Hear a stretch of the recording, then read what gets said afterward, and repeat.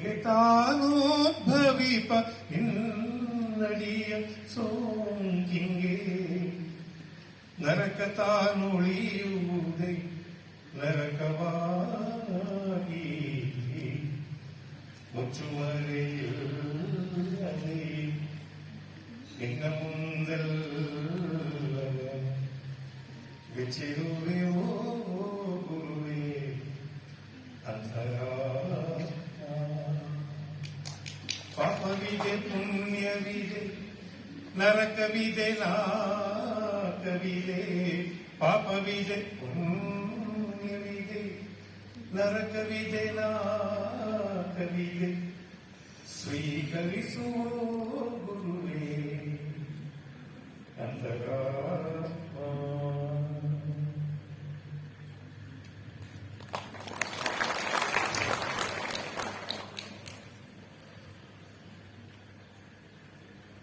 ಸಮಾರಂಭವನ್ನು ಉದ್ಘಾಟನೆ ಮಾಡಿದ ಬೆಂಗಳೂರು ಗ್ರಾಮಾಂತರ ಜಿಲ್ಲೆಯ ಮಾನ್ಯ ಜಿಲ್ಲಾಧಿಕಾರಿಗಳಾದ ಡಾಕ್ಟರ್ ಶಿವಶಂಕರ್ ಅವರೇ, ಸಭೆಯ ಅಧ್ಯಕ್ಷತೆ ವಹಿಸಿರುವ ಡಾಕ್ಟರ್ ಬಾಲಗುರುಮೂರ್ತಿ ಅವರೇ, ಹೆಸರು ಸ್ವಲ್ಪ ಉದ್ದಾಗಿದ್ದು ಜಾಸ್ತಿ ಮಾತಾಡದೆ ಇರಲಿ ಅಂತ ಇವೆಲ್ಲ ಮಾಡ್ಬೋದು. ಆದ್ರೆ ನಮ್ಮ ಹತ್ರ ಅದೇನು ನಡೆಯಲ್ಲ. ನಾನು ನನ್ನ ಊಟ ಮುಗಿಸೇ ಹೋಗೋದು.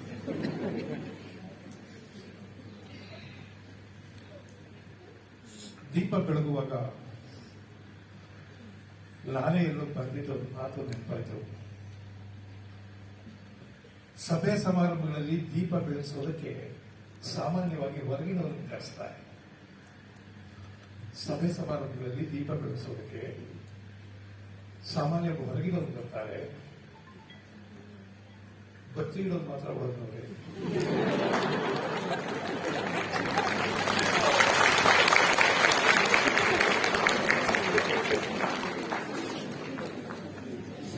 ಇದು ವಾಚ್ಯಾರ್ಥದಲ್ಲೂ ನಿಜ. ಬರೋ ಮುಂಚೆ ಬತ್ತಿ ಯಾರು ಇಲ್ಲ ಇಟ್ಟಿರ್ಬೇಕಲ್ಲ. ವ್ಯಂಗ್ಯಾರ್ಥದಲ್ಲೂ ನಿಜ. ಆದ್ರೆ ಇಲ್ಲಿ ಯಾರು ಬತ್ತಿ ಇಡೋರು ಇಲ್ಲ ಅಂತ ಅನ್ಕೊಳ್ಳಿ.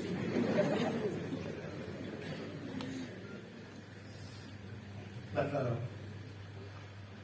ಪರಿಚಯ ಮಾಡುವಾಗ ನನಗೆ ತುಂಬಾ ಸಂಕೋಚ ಆಗ್ತಿತ್ತು. ಸತ್ಯವಾಗಿ ನನ್ನ ಬಗ್ಗೆ ಬಹಳ ಒಳ್ಳೆ ಮಾತುಗಳನ್ನ ಹೇಳಿದ್ರೆ ನನಗೆ ಸಂಕೋಚ ಆಗ್ತದೆ. ಅಷ್ಟೊತ್ತು ದತ್ತ ಕೂತ್ಕೊಂಡು ಇವರು ಬಹಳ ನಗು ಮುಖದವರು ಹೋದ್ರೆ ನಾನು ಎಲ್ಲೆಡೆ ಮುಖ ಮಾಡ್ಕೊಂಡು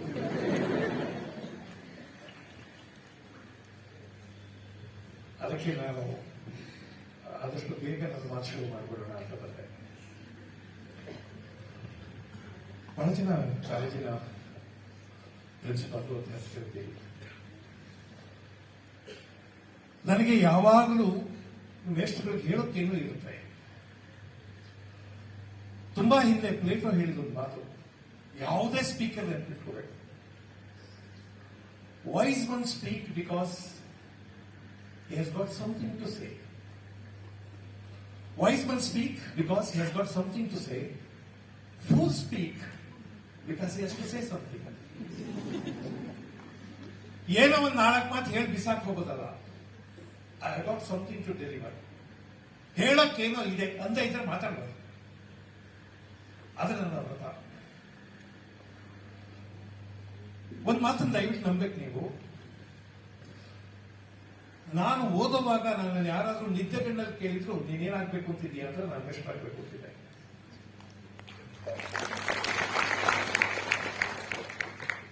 ಅದು 2 ಕಾರಣಕ್ಕೆ. ಮೊದಲನೇದು, I always use to feel I have got something to deliver. ಏನೋ ಕುದೀತಾ ಇದೆ, ಅದನ್ನು ಹೊರಗಾಕ್ಬೇಕು. ಯಾರಿಗೋ ಏನೋ ಹೇಳಬೇಕು. ಆ ಹೇಳುವ ಆಸೆ ಬಹಳ ಇದೆ. ನಿಮ್ಗೆ ಗೊತ್ತಿರಲಿ, the most privilege class, verbal class in the world is teachers. Deputy commissioner ಸಾಹೇಬರು ತುಂಬಾ ಮಾತಾಡಕ್ಕಾಗಲ್ಲ, ಕೆಲಸ ಮಾಡಬೇಕು. ಡಾಕ್ಟರ್ಗಳು ಬಹಳ ಮಾತಾಡಕ್ಕಾಗಲ್ಲ, ಲಾಯರ್ಗಳು ತುಂಬಾ ಮಾತಾಡಕ್ಕಾಗಲ್ಲ, ಫೀಸ್ ನೋಡ್ಕೊಂಡು ಮಾತಾಡೋದು. ಯಾವ ಪ್ರೊಫೆಷನ್ ಅವರು ಜಾಸ್ತಿ ಮಾತಾಡಕ್ಕಾಗಲ್ಲ. ಮಾತಾಡೋಕ್ಕಾಗಿಯೇ ಇರುವಂತ ಒಂದು ವೃತ್ತಿ ಇದ್ರೆ ಅದು ದಿ ವರ್ಬಲ್ ಕ್ಲಾಸ್. ನನಗೆ ಮಾತಾಡೋ ಆಸೆ. ಆಮೇಲೆ ಬಹಳ ಜನ ಮಾತಾಡಿದ್ರೆ ಕೇಳಕ್ ಜನ ಇರಲ್ಲ. ಕೆಲವು ನಿಲ್ಲಿಸ್ಕೊಂಡು ಮಾತಾಡಬೇಕು. ಬಟ್ ಟೀಚರ್ಸಿಗೆ ಮಾತ್ರ you have a ready audience.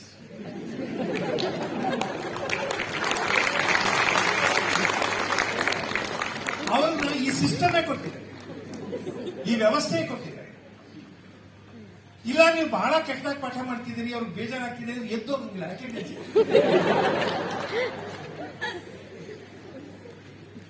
ಬಹಳ ಜನ ಮೇಸ್ಟ್ರುಗಳಿಗೆ ನನಗಿರುವ ಬಹಳ ದೊಡ್ಡ ಸುಖ ಯಾವುದು ಅಂತ ಗೊತ್ತಿರಲ್ಲ. You got something to deliver and you have a ready audience in front of you. ಬಹಳ ಜನಕ್ಕೆ ಏನ್ ಕಷ್ಟ ಗೊತ್ತಾ? ಏನೋ ಹೇಳ್ಬೇಕು ಅನ್ಕೋತೀನಿ, ಯಾವ ನನ್ನ ಮಕ್ಕಳು ಕೇಳೋದಿಲ್ಲ. ತುಂಬಾ ಜನ ಒದ್ದಾಡ್ತಿರ್ತಾರೆ. ನಮ್ಗೆ ಹಂಗಿಲ್ಲ, ಕೇಳಕ್ ನನ್ನ ಮಕ್ಕಳ ಯಾವ್ದೋ ನನ್ನ ಮಕ್ಕಳ. ಸೊ ಕೇಳಕ್ ಹೇಳಿದ್ದಾರೆ. ನನಗೆ ಈ ಪ್ರಿವಿಲೇಜ್ ಎಂಜಾಯ್ ಮಾಡಬೇಕು ಅಂತ. ಬಹಳ ಜನ ಗೊತ್ತಿಲ್ಲ, ನಾನು ಮಧ್ಯದಲ್ಲಿ 89ನೇ ಇಸ್ವಿಯಲ್ಲಿ KS ಪಾಸ್ ಮಾಡಿದ್ದೆ. ಒಂದ್ಸಲನೂ ಅಧಿಕಾರಿ ಆಗಬೇಕು ಅಂತ ಮೇಷಾಗಬೇಕು ಅಂತ ಡಿಸೈಡ್ ಮಾಡಿದೆ. ಎರಡನೇ ಕಾರಣ ನಾನು ಮೇಷ್ ಮಾಡಬೇಕು ಅಂತ ಅನ್ಕೊಂಡಿದ್ದಕ್ಕೆ ಜಿಲ್ಲಾಧಿಕಾರಿಗಳು ನನಗೆ ಜೀವಮಾನವಿಡೀ ಅಧಿಕಾರ ಇಲ್ಲದೆ ಬದುಕಬೇಕು ಅಂತ ಆಸೆ ಇದೆ.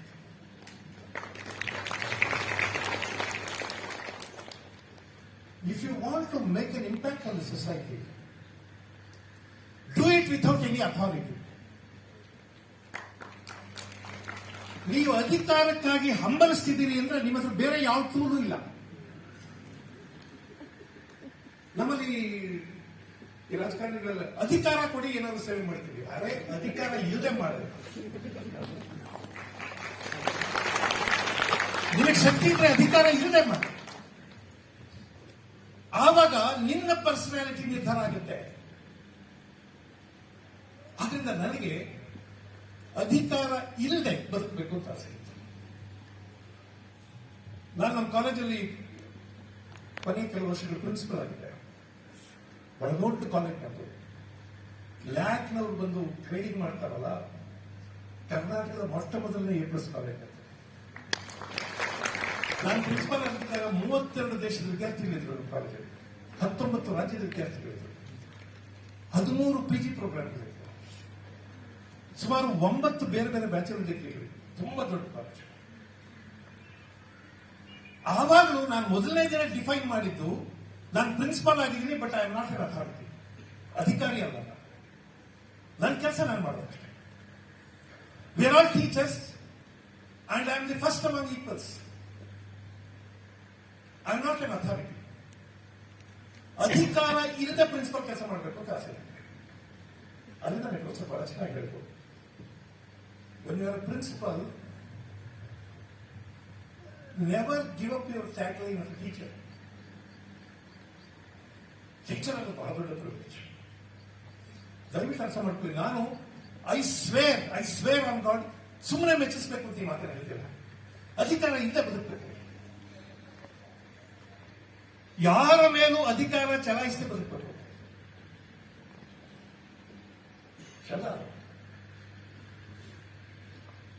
ಅಬ್ದುಲ್ ಕಲಾಂ ಈ ದೇಶದ ರಾಷ್ಟ್ರಪತಿಯಾಗಿದ್ದರು. ಈ ರಾಷ್ಟ್ರದ ಪರಮಾಧಿಕಾರಿ ತರ ಕಾಣಿಸ್ತಿಲ್ಲ ಆತ. ಈ ರಾಷ್ಟ್ರದ ಒಬ್ಬ ಆದರ್ಶ ಪುರುಷ ತರ ಕಾಣಿಸ್ತಿದ್ರು. ಅದರಿಂದ ಈ ರಾಷ್ಟ್ರದ ಪರಮಾಧಿಕಾರ ನನ್ನ ಕೈಯಲ್ಲಿದೆ ಅಂತ ಮತ್ತೆ ಮತ್ತೆ ಮಾತಾಡ್ತಾ ಇದ್ರೆ ಅಬ್ದುಲ್ ಕಲಾಂ ನಮ್ಮ ಹೃದಯದಲ್ಲಿ ಉಳಿತಾ ಇರಲಿಲ್ಲ. ಅವನ ಅಧಿಕಾರವನ್ನೇ ಬಳಸ್ತಿಲ್ಲ.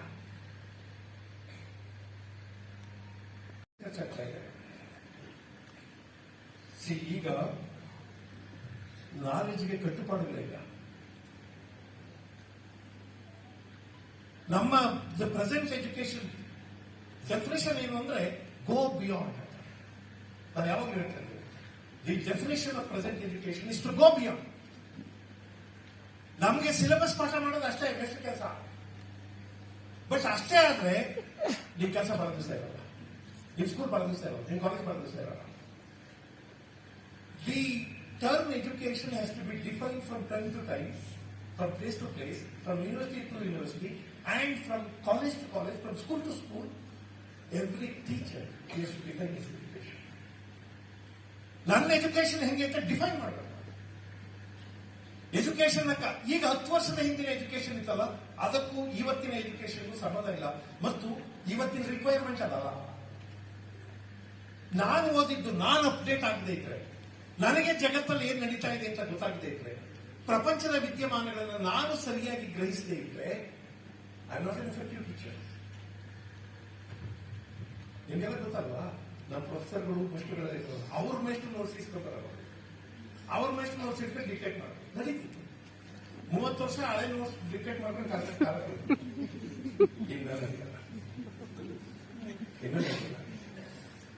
ರಾಕ್ಷಸ ಹೇಳಿದ್ರು, unless you are motivated, you cannot motivate your students. Unless you are relevant, you cannot make your students relevant.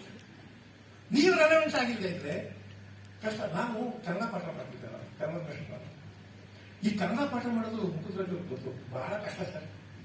ಈ ಕನ್ನಡ ಇಂಗ್ಲಿಷ್ ಮೆಟ್ರಿಗಳು, ಈ ಫಿಸಿಕ್ಸ್ ಕೆಮಿಸ್ಟ್ರಿ ತೊಂದರೆ ಇಲ್ಲ, ಅಲ್ಲಿರೋ ಪಾಠ ಮಾಡ್ಕೊಡ್ಬೇಕಾದ್ರೆ ಈ ನಾವು ಇಲ್ಲದೆ ಇರೋದೆಲ್ಲ ಹೇಳ್ತೀವಿ, ಅದೆಂತವು ಕಥೆ ಫಿಲಾಸಫಿ ತತ್ವ ಎಲ್ಲ ಹೇಳೋದು.